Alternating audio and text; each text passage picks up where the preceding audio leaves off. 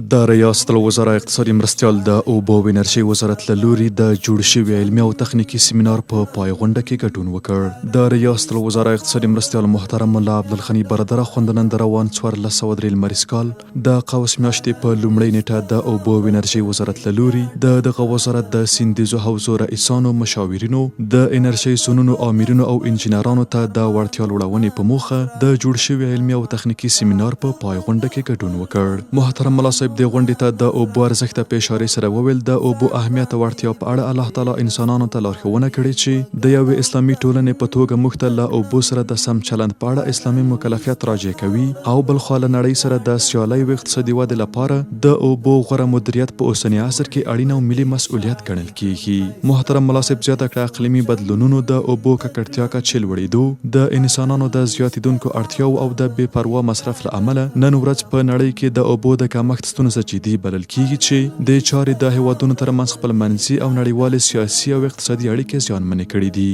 د ریاست الوزراء اقتصادي مرستیال د هیواد د اوبو سرچینو مدیریت او کنټرول ته په اشارې سره وویل افغانستان د اوبو پراخې طبیعي سرچینې لري، خو له بده مرغه د مدیریت او ترې د سالم استفادې په برخه کې مسلکي چلند نه دی ترسره شوی. د محترم صاحب په خبره اسلامي امارت د خپل مسؤلیت له مخې له هرې ممکنې لارې او امکاناتو په استفادې د پیاوړې ارادې په درلودو سره د اوبو د غوره مدیریت لپاره هلې ځلې کوي. محترم عبدالغني برادر اخوند د اوبو مدیریت او ترې د سالم استفادې په برخه کې د ظرفیت لوړونې په موخه د لنډمهاله علمي او تخنیکي زده کړو سیمینار څخه فارغ شوو کسانو ته مبارکي وویل او له هغوی څخه یې په ټینګار وغوښتل چې د دغه مهم ملي سکتور د ودې او مظلوم ملت ته د هوساینې لپاره په پوره اخلاص کار وکړي. د یادونې وړ ده چې د غونډې په پای کې محترم صاحب د اوبو او انرژۍ وزارت له لوري د اوبو پروژو مدیریتي او معلوماتي سیستم، د اوبو د کیفیت معلوماتي سیستم، د اسنادو مدیریت او تعقیب سیستم، د کارمندانو د هیئت کارت مدیریتي سیستم او د زده کړې د ظرفیت لوړونې برنامې پرانیسته هم وکړه.